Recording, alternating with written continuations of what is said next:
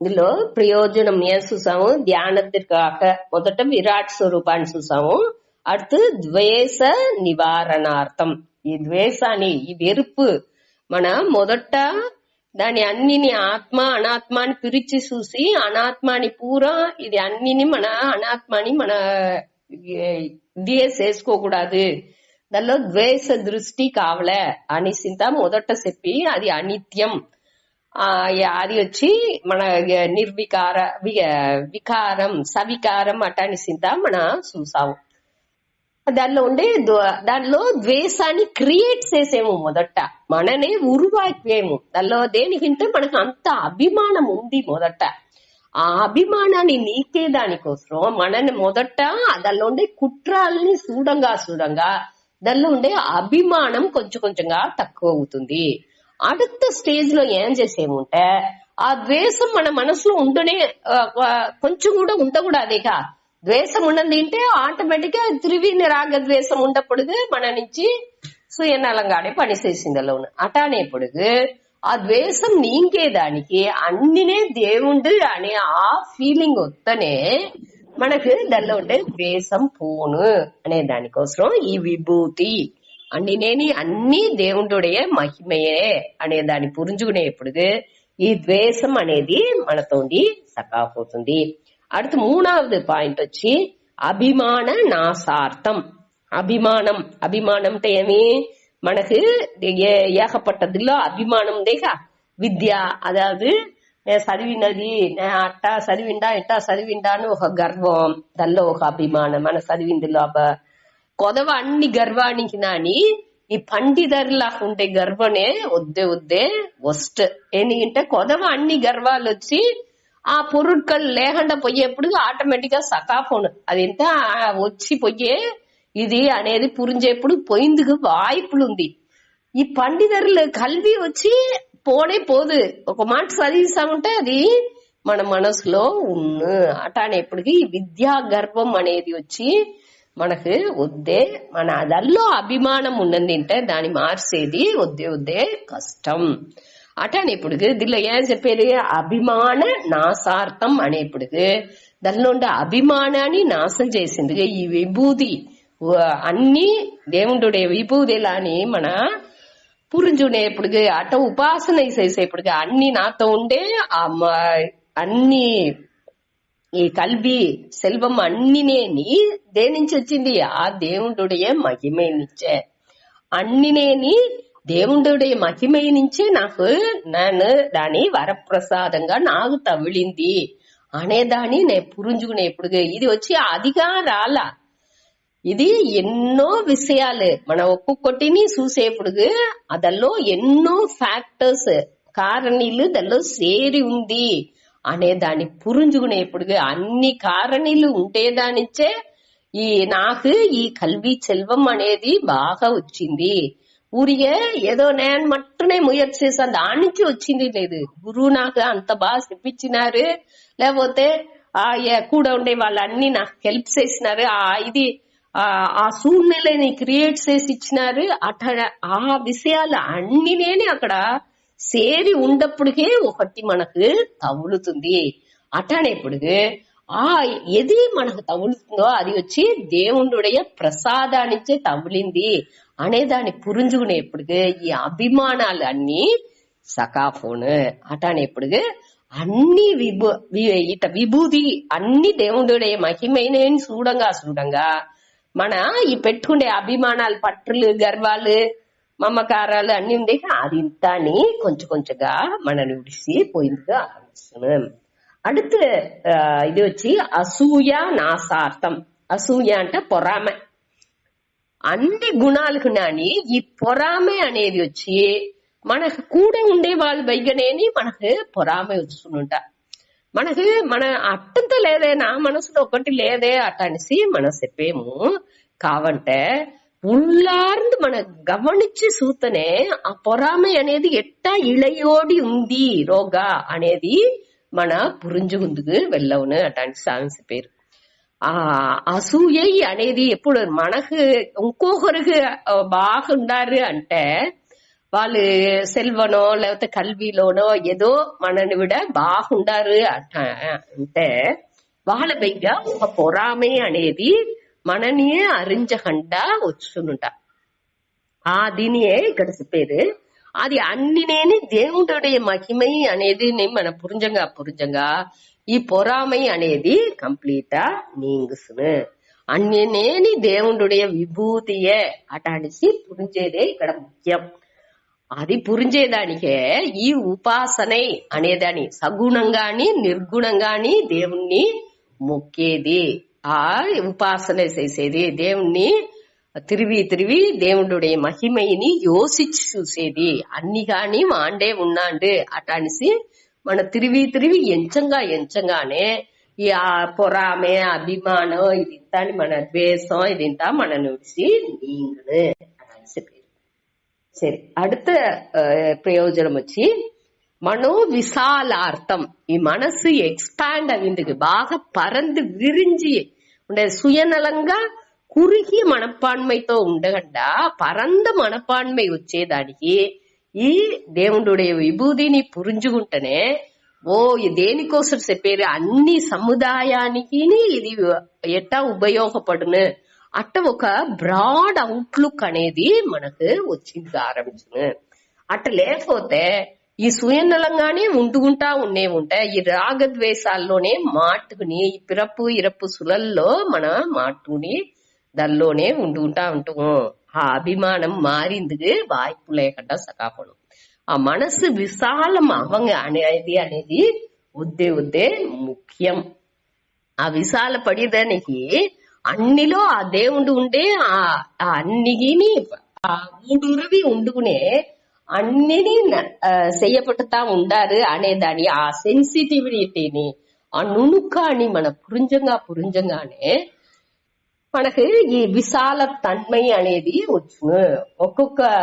ఒక ఇండివిజువల్ ఒక మనిషిని చూసేప్పటికి ఆ మనిషినుடைய ఊరికే వట్టి మనం ఏం చేసేమో మనం చూసేది వచ్చి ఆ మనుషునుடைய ఊరికే మేలోటంగా వాళ్ళుடைய గుణం ఏమి ఇవాళ ఏం చేసిండే అది మట్టునే చూసేము. కావంటే మహాన్లు ఏం చేస్తారంటే వాళ్ళుடைய ఏమి ఇన్నర్ ఫీలింగ్స్ వాళ్ళుடைய నిలமை ఏమి దేనించి వాళ్ళు అట్లా చేసేది అన్నినే అనలైజ్ చేసే ఆ తన్మై వాళ్ళకు ఉన్ను. ఇది వచ్చేదానికి మన ఈ ప్రభావం అనేది ఈశ్వరునుடைய ప్రభావం ఎట్టంతా చేతుంది అనేదాన్ని మన పురించుకుంటేనే ఆ నుణుకాల్ని మన నుంచి వాచ్ చేసింది వెళ్ళవు. దానించి ఈ మనసు విశాల పడింది.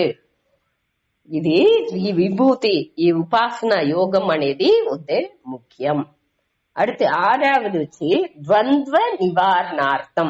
ద్వంద్వ అనేప్పటికి இருமைகள் ஆனா చూసిందాము ஏற்கனவே. ద్వంద్వం అనేప్పటికి ఈ శీత ఉష్ణం ఇన్బ తున్బం లాభ నష్టం ఇట ఈ ద్వంద్వాలు అన్నినేని నివర్తి అవేదానికి దాని అది అన్నినేని ఇంత వద్దే నుణుక్కంగా చేయాల్సింది. కొంచెం గాని ఆ మనసు విశాల పడేది ఆ విశాల పడంగా ఈ ద్వంద్వాలు మన ఏ విధాలని మనని అఫెక్ట్ చెయ్యదు. ఈ ద్వంద్వాల్లోనే మన మాటకు ఉంటాము.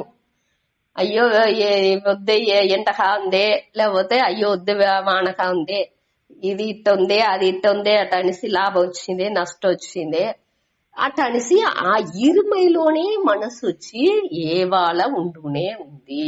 అది వచ్చి ఈ ఇరుమైల అన్నినేని అది దానియుடைய స్వభావం అనేది ఆ దేవుడుடைய మహిమైలు అది ఇంత అనే దాన్ని పురించుకునేప్పుడు ఈ కత్తి సార్పా ఉందింటే అది వెంటనే చేసిన అది ఎట్టా మనం ఉపయోగించాలో కరెక్ట్ ఉపయోగించుకుంటే దానియుடைய కరెక్ట్ దానియుடைய சரியான దీని దానియుடைய నేచర్ ని పురించుకుని ఆ ఇయర్కైని పురించుకుని దాన్ని ఎట్టా ఉపయోగించాలో అట్ట ఉపయోగించితే అది మనకి ఏకపట్ట ప్రయోజనంగా ఉంటుంది.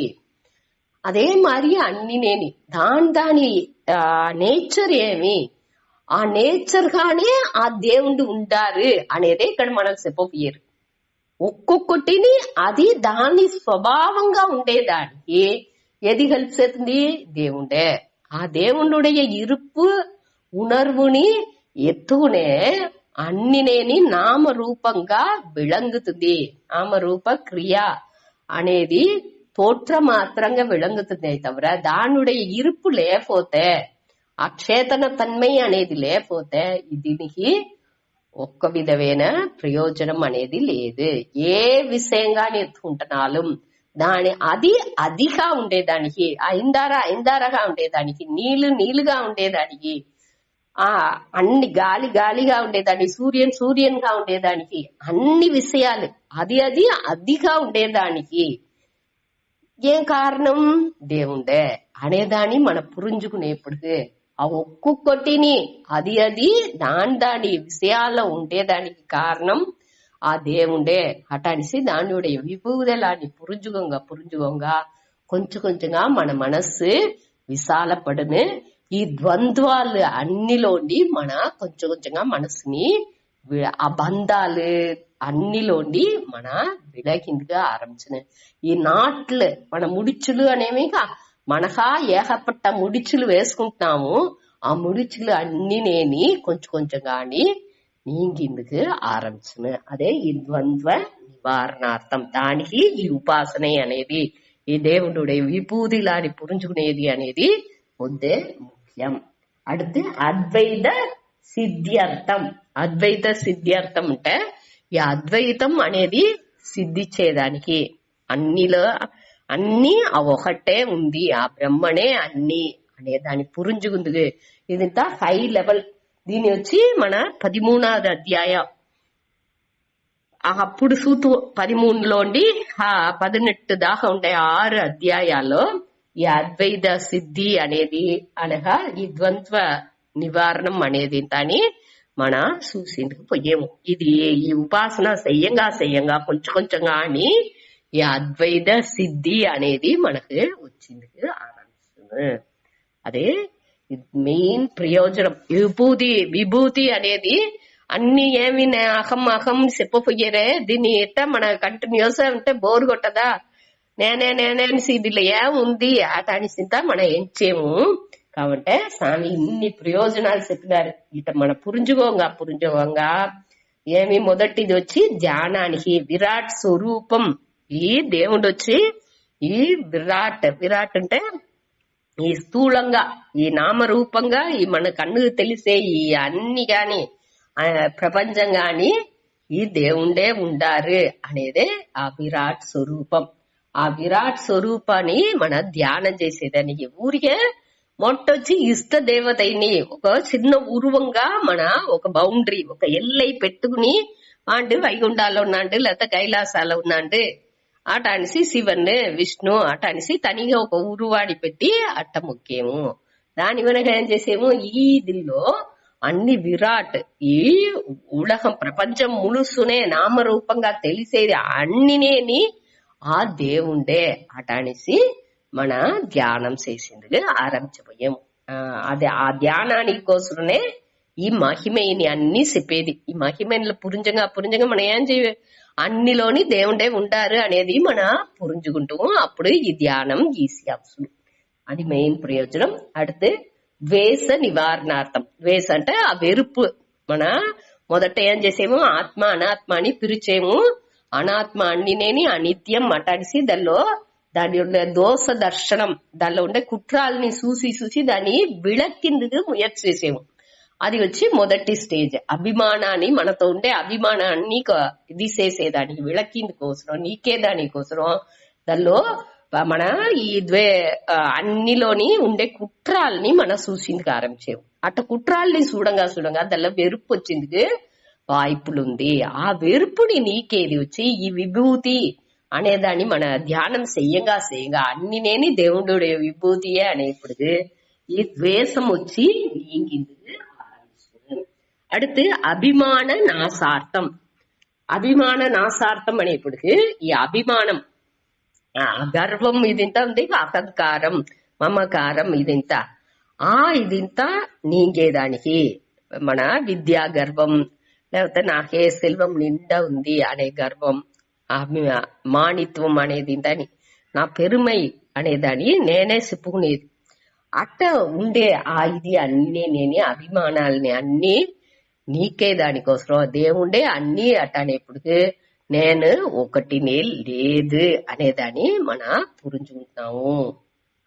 అభిమాన నాసార్థం, அடுத்து అసూయా నాసార్థం, పొరామె. ఇంకొకరితో ఏదో ఒక మంచిది ఉంది అంటే అది దేవుడి నుంచే అనేదాన్ని పురించుకోవాలి. అట్టనేప్పుడు అన్ని దేవుడిదే అనేప్పుడు అక్కడ పొరాமை వచ్చింది వాய்ப்பு లేదు.